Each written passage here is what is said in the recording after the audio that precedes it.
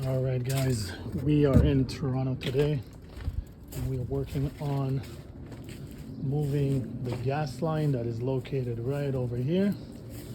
We're gonna put a new shut off, a new black iron, and we're gonna strap it down right in the corner right over there so that they can have a new barbecue set up after they build this deck. And then what we're gonna do is we're gonna also move this AC coil condenser. We're gonna move it right over here.